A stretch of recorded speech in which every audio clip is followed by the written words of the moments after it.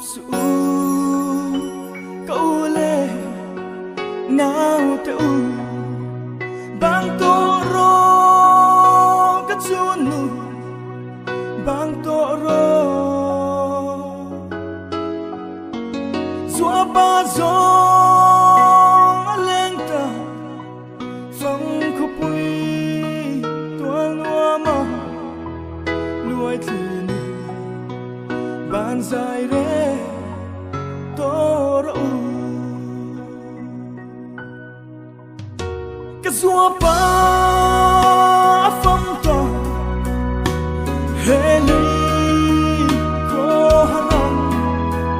cái chuông lệ u na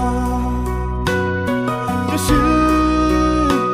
hay nghe nên cái thương biết xí lâu luôn có phải đua ye đuôi gì nu là ta need me drop su câu lệ nào teu bang toro cái chuan nu bang toro xóa ba gió lên ta phong khúc quy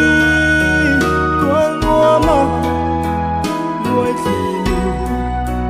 ban dài re toro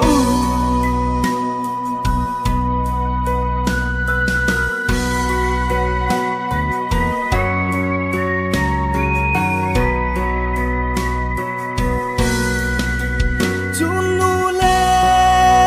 u nao te nuôi thìn nu mèo chu xóa ba lâu chua hình ra rêu thiam lâu men tu tu bong chua xí lâu yan mo xua ngài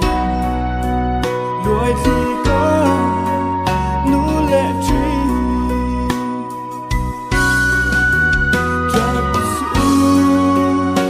câu lệ nào teu bang toro cái chuan nu bang toro xóa ba gió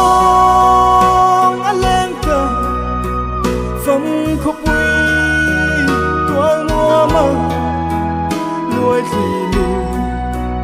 ban dài re toro bang toro cái chuan nu